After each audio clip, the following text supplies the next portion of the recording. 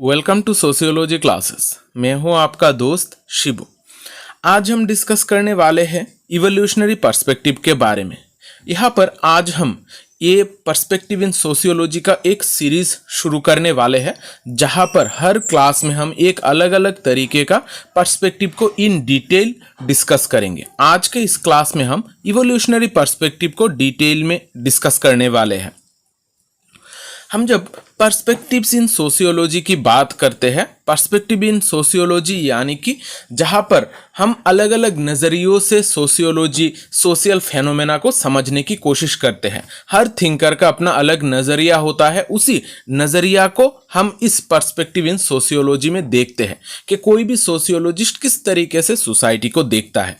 यहाँ पर बहुत सारे अलग अलग तरीके का पर्सपेक्टिव हमें देखने को मिलता है और इनमें से जो इम्पोर्टेंट है उनको ही हम इन डिटेल डिस्कस करेंगे, क्योंकि ये जो पर्सपेक्टिव्स है ये एग्जाम के पॉइंट ऑफ व्यू से तो इम्पॉर्टेंट है ही, साथ ही साथ अगर आप सोशियोलॉजी पढ़ोगे, आप जितने दिनों तक सोशियोलॉजी पढ़ोगे वहाँ तक आपको हर पर्सपेक्टिव से क्वेश्चन मिलते रहेंगे, हर थिंकर मिलेंगे जो अलग अलग पर्सपेक्टिव से बिलोंग करते हैं।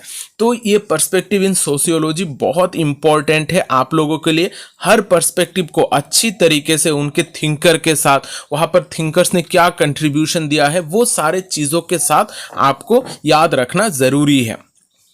तो आज के इस क्लास में हम देखेंगे इवोल्यूशनरी पर्सपेक्टिव के बारे में, और बाकी के जो पर्सपेक्टिव है functionalism, structuralism, conflict perspective, interpretivism, symbolic interactionism, feminist perspective, Dalit perspective, ये जो पर्सपेक्टिव है ये हम अगले क्लासेस में एक एक करके इन डिटेल इनको भी डिस्कस करेंगे। तो ये जो सीरीज है ये आप लोगों के लिए बहुत इंपॉर्टेंट है, खासकर आप लोग अगर बीए, एमए, यूजीसी नेट और यूपीएससी के एग्जाम दे रहे हो तो ये आप लोगों को बहुत ज़्यादा हेल्प करने वाली है। सिलेबस में डायरेक्ट मेंशन ना भी हो फिर भी ये सारे चीज़ें आप लोगों को पढ़नी ही है। तो आज के इस क्लास को हम शुरुआत करते हैं। यहाँ पर हम इवोल्यूशनरी पर्सपेक्टिव को इन डिटेल थोड़ा समझने की कोशिश करते हैं। अब इवोल्यूशनरी पर्सपेक्टिव किस तरीके का पर्सपेक्टिव है, हमने पिछले क्लास में जहाँ पर हमने पर्सपेक्टिव इन सोशियोलॉजी को कवर किया है वहाँ पर हर पर्सपेक्टिव को थोड़ी बहुत समझने की कोशिश की है। आज के इस क्लास में हम इसको डिटेल में देखेंगे। इवोल्यूशनरी पर्सपेक्टिव एक ऐसा थ्योरेटिकल अप्रोच है जहां पर डेवलपमेंट और ट्रांसफॉर्मेशन को देखा जाता है सोसाइटी में, समाज में ओवर टाइम, यानी कि समय के साथ साथ किस तरीके से समाज में हम बदलाव देखते हैं, यहाँ पर किस तरीके का डेवलपमेंट होता है, ये सारे चीज़ों को एनालाइज किया जाता है इवोल्यूशनरी पर्सपेक्टिव के अंडर में। इवोल्यूशन यानी कि हमारा सोसाइटी किस तरीके से इवॉल्व हो रहा है, वो सिंपल सोसाइटीज से किस तरीके से धीरे धीरे चेंज हो रहा है, सोसाइटीज में कौन से वो कल्चर है, लैंग्वेज का सिस्टम है, ये सारे चीज़ें किस तरीके से बदलती जा रही है, ये सारे चीज़ें इवोल्यूशनरी पर्सपेक्टिव के अंडर में देखा जाता है। अब कोई भी थिंकर जो इवोल्यूशनरी पर्सपेक्टिव से सोसाइटी को देखता है वो सोसाइटी को बहुत सारे अलग अलग स्टेजेस में देखता है, यानी कि बहुत सारे डेवलपमेंट के स्टेजेस के दौर से होकर हमारा सोसाइटी गुजरती है, इस तरीके का मानना है इवोल्यूशनरी पर्सपेक्टिव वाले थिंकर के। अब यहाँ पर सबसे इंपॉर्टेंट जो चीज़ है वो है इवोल्यूशनरी पर्सपेक्टिव में हमारी सोसाइटी को एक ऑर्गेनिज्म की तरह ट्रीट किया जाता है, जैसे हमारा बायोलॉजिकल इवोल्यूशन होता है। हमारे कोई भी एक इंसान हो उसमें जिस तरीके का बदलाव आता है, जैसे हम जो इंसान हैं वो पुराने ज़माने में बंदर थे, इस तरीके का मानना है, और फिर धीरे धीरे हमारा इवॉल्व होता गया और आज हम इंसान में चेंज हो चुके हैं। तो इंसान के बाद में भी और किसी तरीके का इवोल्यूशन हो सकता है। इसी तरीके से हर जो जानवर है उसमें भी इवोल्यूशन देखा गया है। इसी तरीके से जब कोई एक ऑर्गेनिज्म होता है उसमें हमें बायोलॉजिकल इवोल्यूशन देखी जाती है। इसी तरीके से हमारा जो समाज व्यवस्था है इसमें भी हम इवोल्यूशन देख सकते हैं। समाज में भी पहले के ज़माने में एक अलग तरीके का सोसाइटी थी जहाँ पर रहन सहन, कल्चर, सिस्टम, लोगों का इकट्ठा रहना, इंटरेक्शन का पैटर्न, ये सारे चीज़ें अलग थी और आज के टाइम पे थोड़े अलग है। हम ज़्यादा दूर की अगर बात ना भी करें, इंडिपेंडेंस से पहले के टाइम पर लोग जिस तरीके से रहते थे, जिस तरीके का चीज़ों को यूज़ करते थे, आज के वक्त में बहुत बदल गया है। आज के टाइम में हम ऑनलाइन इंटरेक्ट करते हैं लोगों के साथ। हमारे यहाँ पर सोसाइटी बहुत मॉडर्न बन चुकी है, शहरों में बड़े बड़े बिल्डिंग्स देखी जाती है, ये पुराने ज़माने में नहीं था। इसी तरीके से आप लोग समझ सकते हो कि समाज के अंदर भी लोगों के इंटरेक्शन के पैटर्न में, सोशल फेनोमेना में भी बहुत सारे बदलाव आए हैं। यही इवोल्यूशनरी पर्सपेक्टिव का कहना है कि जो हमारा समाज व्यवस्था है वो हर टाइम पर बदलता जा रहा है और ये इवॉल्व होता जा रहा है। ये जो इवोल्यूशनरी पर्सपेक्टिव है ये सोशल चेंज को देखता है। इसका कहना है कि हमारे समाज में सोशल चेंज चलता रहता है और ये एक ग्रेजुअल और प्रोग्रेसिव प्रोसेस है जो हमें हर सोसाइटी में देखने को मिलता है। हर सोसाइटी में इस तरीके का बदलाव होते रहते हैं और ये जो चीज़ें हैं ये अलग अलग स्टेजेस से होके गुजरती है। ये बहुत सारे फैक्टर के द्वारा भी इन्फ्लुएंस्ड होती है। ये फैक्टर्स इंटरनल भी हो सकते हैं, एक्सटर्नल फैक्टर्स भी हो सकते हैं। यहाँ पर सबसे इंपॉर्टेंट जो बात है वो है बहुत सारे अलग अलग स्टेजेस से होकर गुजरना। अब यहाँ पर जो भी हम थ्योरिस्ट को देखेंगे, हर थ्योरिस्ट का अपना कहना होता है। वो लोग सोसाइटी के इवोल्यूशन को अलग अलग स्टेजेस में डिवाइड करते हैं। अब ये जो इवोल्यूशनरी पर्सपेक्टिव है इसका इमर्जेंस या फिर इसका फाउंडेशन किस तरीके से तैयार हुआ था। अगर हम हिस्टोरिकल चीज़ों की बातें करें कि ये जो पर्सपेक्टिव है, यहाँ पर हम इवोल्यूशन की बातें नहीं कर रहे हैं, यहाँ पर हम इवोल्यूशनरी पर्सपेक्टिव किस तरीके से इमर्ज हुआ है उसके बारे में बात करते हैं। ये जो इवोल्यूशनरी पर्सपेक्टिव है ये हमें पहले देखा गया था यूरोपियन जो एनलाइटनमेंट टाइम था, एनलाइटनमेंट टाइम के वक्त हमें ये पर्सपेक्टिव का स्टार्टिंग हम देखते हैं। वहाँ पर बहुत सारे चेंजेस हो रही थी सोसाइटी में और वहाँ पर जो भी थिंकर थे वो सोच रहे थे कि किस तरीके से सोसाइटी में पुराने ज़माने से आज के ज़माने में बदलाव आ रही है। यहाँ पर ये जो इमर्जेंस है इवोल्यूशनरी पर्सपेक्टिव का, ये बहुत ज़्यादा इन्फ्लुएंस्ड था कॉलोनियल एक्सपांशन से और कुछ मेजर रिवॉल्यूशंस जैसे अमेरिकन फ्रेंच रिवॉल्यूशन। क्योंकि अमेरिकन और फ्रेंच रिवॉल्यूशन के वजह से वहाँ के जो सोसाइटीज़ थी उसमें बहुत ज़्यादा बदलाव आए थे। वहाँ पर इंडस्ट्री भी अलग तरीके से डेवलप हुआ था। लोगों में जो जागरूकता थी, पहले के टाइम पर क्या होता था कि पहले के टाइम पे सारी चीज़ें रिलीजियन के मुताबिक चलती थी, लेकिन एनलाइटनमेंट के आने के बाद से लोग साइंटिफिकली चीज़ों को समझने लगे थे। तो उस टाइम पीरियड पर साइंटिफिकली लोग चीज़ों को समझ रहे हैं, इस वजह से जो रिलीजन का इंपॉर्टेंस है वो कम होता जा रहा था। इसी टाइम पीरियड पर लोग सोच रहे थे कि हमारे सोसाइटी में किस तरीके से बदलाव आता है, कौन सी वो स्टेजेस है जिसके द्वारा हमारे सोसाइटी में बदलाव हमें देखने को मिलता है। इसी के रिगार्डिंग हमारा एक बहुत इंपॉर्टेंट टर्म आता है, वो है पॉजिटिविज्म। पॉजिटिविज्म एक ऐसा पर्सपेक्टिव है जहां पर चीज़ों को साइंटिफिक तौर तरीकों से समझा जाता है। इससे पहले एनलाइटनमेंट या फिर पॉजिटिविस्टिक थॉट से पहले जो भी लोग थे वहाँ पर जो लोग ज़्यादातर रिलीजियन के ऊपर डिपेंडेंट होते थे। रिलीजियन जिस तरीके से चीज़ों को एनालाइज करेगा, डिस्क्राइब करेगा, उसी के हिसाब से हर कोई उस चीज़ को मान लेता था। जैसे सूरज, पहले के ज़माने में माना जाता था कि सूरज पृथ्वी के इर्द गिर्द घूमता है, लेकिन बाद में ये पता चला, साइंटिफिकली प्रूव किया गया कि नहीं, ऐसा नहीं है। सूरज एक जगह पर स्थिर है और पृथ्वी जो है उसके इर्द गिर्द घूमता है। ये सारे बेसिकली रिलीजन के ऊपर बेस्ड करके ही बताया जाता था। तो ये जो पॉजिटिविज्म है, ये पॉजिटिविज्म का स्टार्टिंग हम देखते हैं रेने डेकार्ट्स और इमानुएल कांत के वर्क से। रेने डेकार्ट जिनका एक बहुत इंपॉर्टेंट फ्रेज है, we think therefore we am, यानी कि हमारा सोचने की कैपेसिटी है, इसी वजह से हम इंसान एग्जिस्ट करते हैं। इस तरीके से ये चीज़ों को, साइंटिफिक चीज़ों को प्रमोट कर रहे थे उस टाइम पर जहाँ पर रिलीजन बहुत ज़्यादा डोमिनेट करता था। यहाँ पर पॉजिटिविज्म जो है वो हमारे सेंसरी एविडेंस को ज़्यादा इंपॉर्टेंस देता था और कोई भी ट्रूथ को समझने के लिए, कोई भी ट्रूथ को एस्टैब्लिश करने के लिए साइंटिफिक मेथड का यूज़ करता था। यानी कि कोई भी घटना अगर साइंटिफिकली सही होगा तभी हम उसको मानेंगे, अगर सिर्फ रिलीजियन बोल देगा तो हम उसको नहीं मानेंगे, हमें उसको साइंटिफिकली प्रूव करना पड़ेगा, साइंटिफिकली उसको जस्टिफाई भी करना पड़ेगा। तो ये जो पॉजिटिविज्म है रेने डेकार्ट और इमानुएल कांत से शुरू होता है, लेकिन बाद में इसको अच्छी तरीके से एक पर्सपेक्टिव की तरह इवॉल्व करते हैं ऑगस्ट कॉम्ट। ऑगस्ट कॉम्ट और सेंट साइमन, ये दो थिंकर ऐसे हैं जो हमारे पॉजिटिविज्म को और भी ज़्यादा आगे ले जाते हैं और इसके रिगार्डिंग बहुत सारे अलग अलग स्टेप्स एंड स्टेजेस के बारे में भी बात करते हैं कि साइंस किस तरीके से बदला है। ऑगस्ट कॉम्ट इसके बारे में भी बात करते हैं। अब यहाँ पर हम ऑगस्ट कॉम्ट के रिलेटेड पूरे डिटेल यहाँ पर डिस्कस नहीं करेंगे।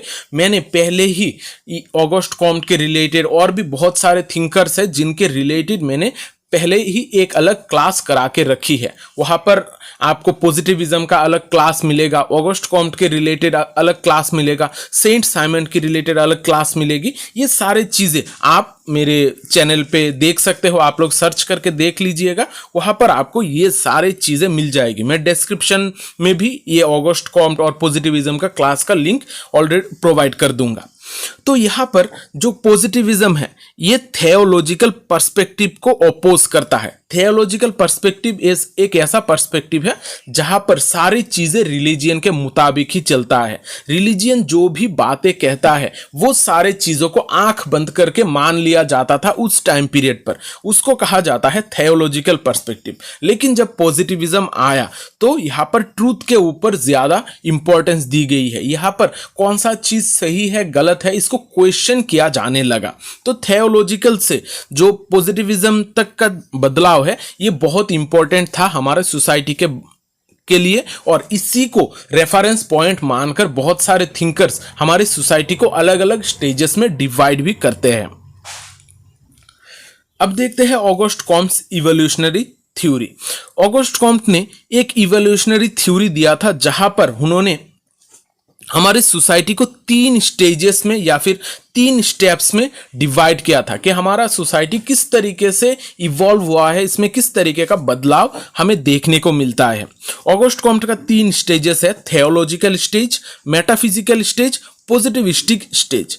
थियोलॉजिकल स्टेज में जो भी सोसाइटी थी वो बेसिकली सुपर नेचुरल पावर को ज्यादा बिलीव करती थी। यहाँ पर जो भी रिलीजियस आइकॉन्स थे यानी कि जो भी रिलीजियन थे वो सबसे ज्यादा डोमिनेट करता था और लोग वहां पर रिलीजियन जो भी बातें कहता है उसी को ही मेन मानकर आगे बढ़ते थे, उसी के अकॉर्डिंग ही एक्ट करते थे। यानी कि थियोलॉजिकल स्टेज में लोग सिर्फ भगवान के ऊपर विश्वास रखकर सोसाइटी में जीते थे। फिर आता है हमारी सोसाइटी में मेटाफिजिकल स्टेज। मेटाफिजिकल स्टेज में लोगों ने सोचा कि सिर्फ भगवान ही नहीं जो हमें चीजें बताती है, अब यहाँ पर इंपॉर्टेंस दी गई थी नेचर को। नेचर के द्वारा ही चीजों को एक्सप्लेन किया जाने लगा कि कोई भी घटना घटती है तो यहाँ पर नेचर को ही दोषी ठहराया जाता था या फिर नेचर के अकॉर्डिंग ही इसको डिस्क्राइब किया जाता था। जैसे अगर कोई भूकंप आ जाए तो यहाँ पर बोला जाता था कि भूकंप नेचर ने किया है, यानी कि नेचर के पास ही सारे पावर है और नेचर ही कंट्रोलिंग फोर्स है जो हमारे सारी दुनिया को कंट्रोल करता है, हमारे एक्ट्स को भी कंट्रोल करता है। फिर मेटाफिजिकल स्टेज के बाद लोगों को धीरे धीरे ये पता लगने लगा कि नहीं, सारे चीजें थियोलॉजिकल और मेटाफिजिकल थिंग्स के हिसाब से, स्टेजेस के हिसाब से हम डिफाइन नहीं कर सकते। सिर्फ भगवान या फिर नेचर सारी चीज़ों को डिफाइन नहीं करता है, कुछ साइंटिफिक चीज़ें होती है। हर जो घटना घटती है हमारे दुनिया में उसका कुछ ना कुछ रीज़न होता है। जैसे अर्थक्वेक होती है तो इसका भी कोई साइंटिफिक रीज़न होगा, बारिश अगर होती है उसका भी कोई साइंटिफिक रीज़न होगा। यहाँ पर लोग चीज़ों को साइंटिफिक तौर तरीकों से समझने लगे। यहाँ पर साइंटिफिक लॉज को डिस्कवर किया गया था कि किस तरीके से चीज़ें घटनाएं घटती है, इसके ऊपर रिसर्च भी किया गया है। यहाँ पर लोग डायरेक्ट ऑब्जर्वेशन के ऊपर ज़्यादा इंपॉर्टेंस देते थे और साइंटिफिक मेथड के द्वारा चीज़ों को समझने की कोशिश करते हैं। तो ऑगस्ट कॉम्ट के हिसाब से हमारे सोसाइटी ये 3 स्टेजेस में होकर गुजरती है। थियोलॉजिकल, जहाँ पर रिलीजन का इंपॉर्टेंस था, फिर मेटाफिजिकल स्टेज जहाँ पर नेचर के द्वारा ही लोग चीज़ों को डिस्क्राइब करने की कोशिश करते हैं, फिर आता है पॉजिटिविस्टिक स्टेज जहाँ पर लोग साइंटिफिकली चीज़ों को समझने की कोशिश करते हैं और साइंटिफिक तौर तरीके वहां पर डोमिनेट करते थे। अब इसके रिगार्डिंग और भी बहुत सारे की थिंकर्स हैं। इनमें से हम कुछ जो इंपॉर्टेंट की थिंकर्स हैं उनको थोड़ा डिस्कस करने की कोशिश करते हैं। यहाँ पर हेनरी मेन एक थिंकर है जिनका एक इंपॉर्टेंट स्टेजेस है कि हमारे सोसाइटी किस तरीके से बदला है। उनके हिसाब से हमारे जो सोसाइटी है वो पहले स्टेटस सोसाइटी होती थी, जहां पर किनशिप बेस्ड सोसाइटीज हमें देखने को मिलती है। यानी कि जो किनशिप यानी कि आत्मीयता जो होता है, लोग एक दूसरे के रिलेशन के हिसाब से सोसाइटी चलती थी कि अगर कोई एक ग्रुप है वहां पर उनके बीच में क्या रिलेशन है, उनके बीच में क्या ब्लड रिलेशन या फिर एफिनियल रिलेशन, ये सारे रिलेशन के द्वारा लोग सोसाइटी को चलाते थे और सोसाइटी में लोग इकट्ठा भी उसी के अकॉर्डिंग होते थे। फिर उन्होंने देखा है कि नहीं, पहले के ज़माने में स्टेटस सोसाइटी ज़्यादा होती थी और आज के सोसाइटी में हमें देखने को मिलती है कॉन्ट्रैक्ट सोसाइटी। यहाँ पर कोई भी एक किनशिप ग्रुप डोमिनेट नहीं करता है। यहाँ पर स्टेट सोसाइटीज़ आ गई है और स्टेट कुछ चीज़ों को कंट्रोल करता है। यहाँ पर पॉलिटिक्स भी आ गई है। यानी कि पहले के ज़माने में लोगों के स्टेटस के ऊपर डिपेंड करता था कि सोसाइटी किस तरीके का चलेगी और कोई भी एक किनशिप ग्रुप होता है कुछ एक स्पेसिफिक एरिया में जो उस जगह को डोमिनेट करता था। लेकिन बाद में ये चेंज होकर हो गया है कॉन्ट्रैक्ट सोसाइटी। अब यहाँ पर मैं आप लोगों को ये जो चीज़ें बता रहा हूँ इसको ज़रूर नोट डाउन कर लीजिएगा। आप जहाँ पर भी पढ़ोगे ये सारे चीज़ें थोड़े बहुत करके आपके पास आती रहेगी कि कौन से थिंकर ने सोसाइटी को स्टेटस और कॉन्ट्रैक्ट सोसाइटी में डिवाइड किया है। तो आपको आंसर देना है हेनरी मेन। ये सारे चीज़ें ऐसे ही नहीं है, आप लोगों को चीज़ों को समझना होगा, इनको थोड़ा नोट डाउन करके भी रखना पड़ेगा। फिर जो थिंकर है वो है फर्डिनेंड टोनिस। फर्डिनेंड टोनिस एक बहुत इंपॉर्टेंट डिफरेंशिएशन करते हैं। वो हमारी सोसाइटी को 2 अलग तरीके का सोसाइटी में डिवाइड करते हैं। एक है जेमिनशेफ्ट, दूसरा है जेसेलशेफ्ट। जो पुराने ज़माने की सोसाइटी है वो होती है जेमिनशेफ्ट। अब जेमिनशेफ्ट जो सोसाइटी होती है वो सोसाइटी बेसिकली इमोशनल होती है, वहाँ पर पर्सनल रिलेशंस ज़्यादा मायने रखती थी।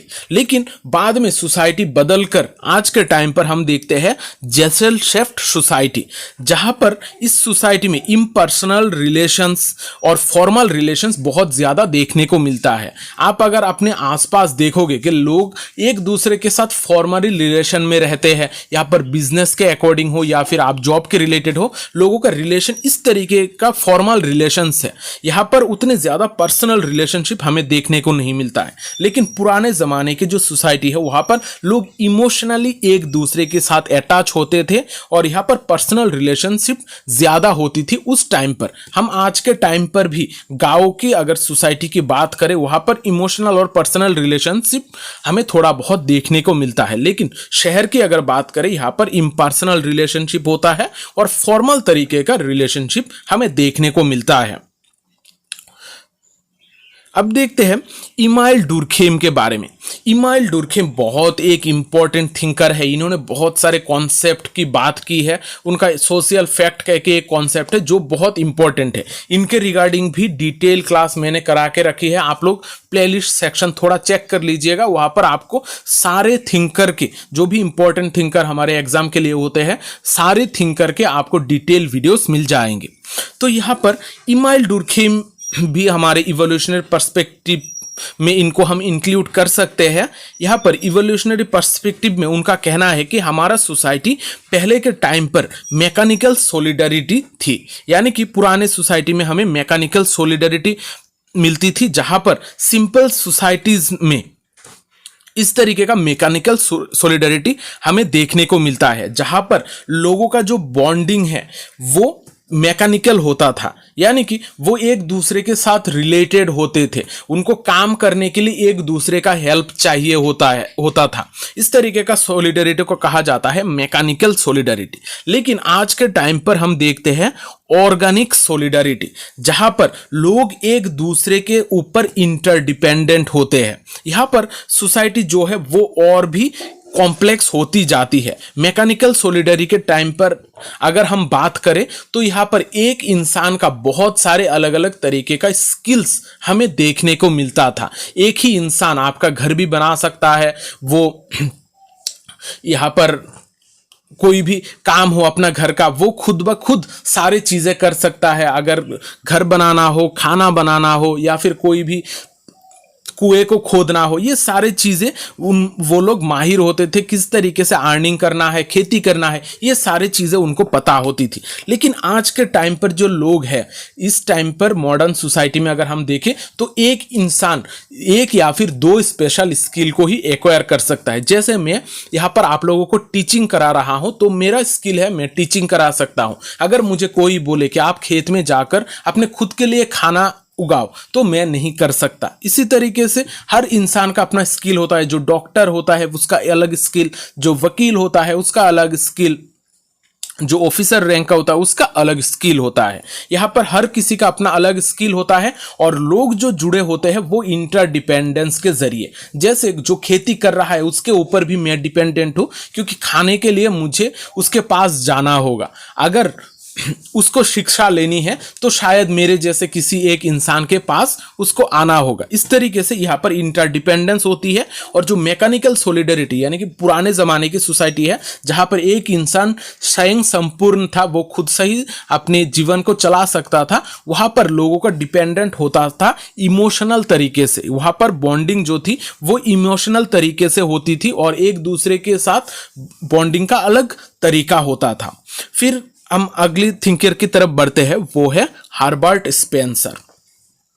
हर्बर्ट स्पेंसर ने इवोल्यूशनरी मॉडल की बात की थी। उन्होंने पॉलिटिकल सोसाइटी को दो अलग तरीके का सोसाइटी में देखा था। एक है स्टेटलेस सोसाइटी, जहां पर पुराने ज़माने के सोसाइटी की बात की जा रही है, फिर आज के टाइम पर मॉडर्न स्टेट्स। इसके अलावा भी उन्होंने और भी तरीके का डिफरेंशिएशन किए थे कि अलग अलग स्टेजेस की बात उन्होंने की थी। लेकिन यहाँ पर वो सारी चीज़ें इतना ज़्यादा रिलेवेंट नहीं है। हम बुक के अकॉर्डिंग यहाँ पर जो भी चीज़ें डिस्कस कर रहे हैं, इग्नो के बुक में जिस तरीके से चीज़ों को डिस्क्राइब की गई है उसके ऊपर ही हम ज़्यादा फोकस रख रहे हैं।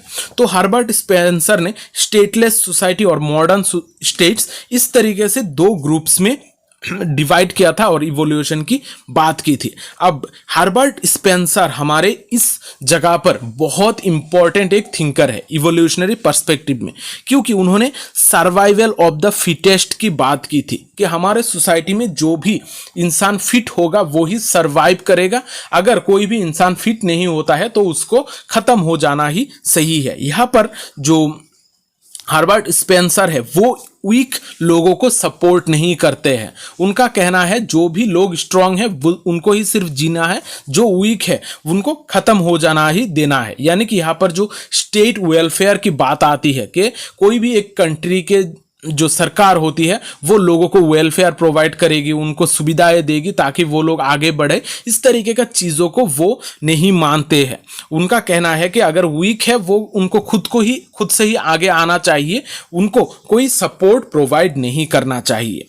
तो यहाँ पर हर्बर्ट स्पेंसर थोड़ा क्रिटिकल टाइप के थिंकर है जो हमारे वीक लोगों को सपोर्ट नहीं करते थे, उनके अगेंस्ट थे वो। तो यहाँ पर हर्बर्ट स्पेंसर का स्टेटलेस सोसाइटी में जो भी लोग हैं वो कोई भी स्टेट के अंडर में नहीं आते हैं और मॉडर्न स्टेट में हमें बहुत सारे अलग अलग तरीके का गवर्नमेंटल सिस्टम हमें देखने को मिलता है। अब यहाँ पर और एक बात आप लोगों को ध्यान में रखनी है। ये जो इवोल्यूशनरी पर्सपेक्टिव है यहाँ पर बायोलॉजिकल एनालॉजी की बात की जाती है। यानी कि हमने पहले ही पढ़ा है कि हमारा जो सोसाइटी है वो एक बायोलॉजिकल ऑर्गेनिज्म के साथ हम इसको कंपेयर कर सकते हैं। किस तरीके से कंपेयर करेंगे? जैसे हमारा बायोलॉजिकल ऑर्गेनिज्म धीरे धीरे इवॉल्व होता है, जैसे हम इंसान बने हैं, एक बंदर से किस तरीके से इंसान बने हैं, इसका अलग अलग स्टेजेस है। हमने छोटे जब आप लोग छोटे थे तब भी शायद ये सारे चीज़ें आप लोगों ने पढ़ी है कि किस तरीके से हम इंसान होते गए हैं। तो इस तरीके से कोई भी सोसाइटी हो वो भी इसी तरीके से धीरे धीरे इवॉल्व होती जाती है। ये एक नेचुरल लॉ है, यानी कि ये नेचुरल होता है। कोई भी सोसाइटी जो होता है वो अगर स्टार्ट होती है उसका इवॉल्व होना ज़रूरी है। उसको अपने सोसाइटी को बचाए रखने के लिए उसमें चेंज लाना ज़रूरी है। जैसे बायोलॉजिकल ऑर्गेनिज्म में बदलाव आती है, इसी तरीके से हमारे सोसाइटी में भी बदलाव आती है। ये इवोल्यूशनरी पर्सपेक्टिव में सोसाइटी को कंपेयर किया जाता है बायोलॉजिकल ऑर्गेनिज्म के साथ। यहाँ पर सोसाइटी को एक ऑर्गेनिज्म की तरह देखा जाता है। जैसे ऑर्गेनिज्म डेवलप होता जाता है over the period of time, इसी तरीके से सोसाइटी भी डेवलप होती है, इसमें भी बदलाव आते रहते हैं। अब यहाँ पर थ्योरीज ऑफ कल्चरल इवोल्यूशन की भी बात की जाती है। इवोल्यूशनरी पर्सपेक्टिव में देखा जाता है कि जो सोसाइटी है उसमें कल्चर में भी बदलाव आती रहती है। बाकी जो लोग हैं उनमें जिस तरीके का बदलाव हमें देखने को मिलता है, इसी तरीके से सोसाइटी के कल्चर में भी बदलाव देखी जाती है। अगर हम पुराने ज़माने की सोसाइटी की बात करें, वहाँ का कल्चर थोड़ा अलग था, बहुत सारे सिस्टम थे जो उस टाइम पर था। लेकिन आज के जो ज़माना है यहाँ पर कल्चर बहुत ज़्यादा बदल चुका है। तो यहाँ पर हम देखते हैं कल्चर में भी इवोल्यूशन आया है। तो ये जो कल्चरल इवोल्यूशन है इसको भी जस्टिफाई किया जाता है हमारा इवोल्यूशनरी पर्सपेक्टिव में। अब यहाँ पर हम जो भी चीज़ें बता रहे हैं ये सारे इवोल्यूशन के पर्सपेक्टिव से ही बता रहे हैं। अब ये जो बायोलॉजिकल एनालॉजी की बात हमने की है, इसी चीज को हम फंक्शनलिज्म जो पर्सपेक्टिव है वहां पर भी डिस्कस करेंगे, लेकिन वहां पर थोड़े अलग तरीके से चीजें होती है। यहां पर हमने क्या बताया है कि इवोल्यूशनरी पर्सपेक्टिव में जो बायोलॉजिकल इवोल्यूशन होता है वो ह्यूमंस पुराने जमाने में जिस तरीके के थे आज थोड़े अलग है, इस हिसाब से हमने देखा है। लेकिन जब फंक्शनलिज्म की बात करेंगे तो वहां पर पार्ट्स के अलग अलग ह्यूमन पार्ट्स की बात करेंगे। तो यहां पर इस चीज को थोड़ा ध्यान में रखिएगा, आप लोग कंफ्यूज मत होना कि इवोल्यूशनरी पर्सपेक्टिव में भी बायोलॉजिकल एनालॉजी की बात की जाती है और जो फंक्शनलिज्म पर्सपेक्टिव हम अगले क्लास में पढ़ेंगे वहां पर भी इस तरीके का बायोलॉजिकल एनालॉजी की बात की जाती है। लेकिन दोनों अपने अपने जगह पर थोड़े अलग है। यहां पर ये जो इवोल्यूशनरी पर्सपेक्टिव है इसको बहुत ज़्यादा क्रिटिसाइज भी किया जाता है। यहाँ पर जो क्रिटिक्स है वो इसको इस वजह से क्रिटिसाइज करते हैं कि ये एक अनलिनियर अप्रोच है, यानी कि यहाँ पर आप लोग कोई एक सिस्टमेटिक चीज़ें नहीं देखोगे कि आप एकदम स्पेसिफिक कुछ स्टेजेस की डायरेक्ट बात नहीं कर सकते हो कि इस पीरियड से इस पीरियड तक ये बदलाव आया है, या फिर वर्ल्ड के हर कंट्री में सेम तरीके का बदलाव आपको देखने को नहीं मिलता है। हर जगह अलग है, हर जगह यूनिक है, वहाँ पर इवोल्यूशन भी थोड़े अलग तरीके से ही आया है। इस ग्राउंड में इस इवोल्यूशनरी पर्सपेक्टिव को क्रिटिसाइज भी किया जाता है और यहाँ पर बताया जाता है कि यहाँ पर यूरोसेंट्रिक बायस है। ज़्यादातर जो भी स्कॉलर इस इवोल्यूशनरी पर्सपेक्टिव की बात करते हैं वो लोग यूरोपियन कंट्रीज से थे और वहां पर यूरोपियन कंट्रीज को देख के ही वो लोग उसको एनालाइज करते हैं। लेकिन बाकी की दुनिया में किस तरीके का बदलाव देखी जाती है इसके बारे में वो लोग बातें नहीं करते हैं। यहां पर और एक सबसे बड़ा एक क्रिटिसिज्म है, ये जो इवोल्यूशनरी पर्सपेक्टिव है ये हमारे कॉलोनियल रूल को जस्टिफाई करते हैं। यहाँ पर जो इंपीरियलिस्ट आइडियोलॉजी है उसको भी जस्टिफाई किया जाता है। जैसे कॉलोनियल रूल के वजह से जो बदलाव समाज में आ रही थी, कॉलोनियल अलग अलग कंट्रीज को, छोटे कंट्रीज को लूट रहे थे, उनके वहाँ पर रूल कर रहे थे, इसको भी जस्टिफाई किया जा सकता है इवोल्यूशनरी पर्सपेक्टिव के द्वारा। बहुत सारे स्कॉलर ये मानते थे कि यहाँ पर कॉलोनियल जो रूल है ये लोगों को जस्टिफाई किया जाता है क्योंकि यहाँ पर बताया जाता है कि समाज में बदलाव ज़रूरी है और ये बदलाव ला रहे हैं कॉलोनियल्स। इस तरीके का बहुत सारे क्रिटिसिज्म हमें देखने को मिलता है। अब यहाँ पर ये जो क्रिटिक्स थे इनके वजह से बहुत सारे अलग चीज़ें हमें देखने को मिलती है। लेकिन अगर हम ओवरऑल बात करें, ये जो इवोल्यूशनरी पर्सपेक्टिव है ये हमारे कॉन्टेम्पोररी थिंकिंग में किस तरीके का इम्पैक्ट देता है, यानी कि आज के टाइम पर ये इवोल्यूशनरी पर्सपेक्टिव अगर हम जानें तो इससे हमें क्या पता चल सकता है, इसका इम्पैक्ट क्या है। ये जो इवोल्यूशनरी पर्सपेक्टिव है ये हमारे सोशियोलॉजिकल थॉट को इन्फ्लुएंस करता है कि समाज में किस तरीके का चेंजेस आई है, यहाँ पर अलग अलग स्टेजेस में डेवलपमेंट किस तरीके से हुई है, ये सारी चीज़ें हमें बताता है ये इवोल्यूशनरी पर्सपेक्टिव। इस वजह से समाज में सोशल चेंज और डेवलपमेंट को समझने के लिए ये इवोल्यूशनरी पर्सपेक्टिव एक बहुत इंपॉर्टेंट रोल प्ले करता है। तो यहाँ पर मैंने कोशिश की है कि इवोल्यूशनरी पर्सपेक्टिव के रिगार्डिंग जो भी चीज़ें हैं आप लोगों को डिस्कस करके दूं। यहाँ पर थोड़ा बहुत नोट्स भी मैंने अटैच करके दी है, आप लोग थोड़ा फिर से इसको पढ़ लीजिएगा, चीज़ें आप लोगों को क्लैरिफाई हो जाएगा। अगर आप मेरे क्लासेस में नए हैं तो चैनल को ज़रूर सब्सक्राइब कर लीजिएगा, क्योंकि यहाँ पर बहुत सारे क्लासेस आपको मिलेंगे। यहाँ पर बहुत सारे प्लेलिस्ट्स है, खासकर बहुत सारे अलग अलग थिंकर के प्लेलिस्ट आपको यहाँ पर मिलेंगे, आप उनको थोड़ा देख लीजिएगा, आपको बहुत मदद मिलने वाली है। तो आज का क्लास मैं यहाँ पर ही ख़त्म करता हूँ। अगर क्लास अच्छा लगा है तो वीडियो को लाइक और शेयर ज़रूर कीजिएगा, क्योंकि शेयरिंग इज़ केयरिंग। मिलते हैं अगली सेशन में, तब तक अच्छे रहिए, स्वस्थ रहिए और लोगों में प्यार बांटते रहिए। जय हिंद।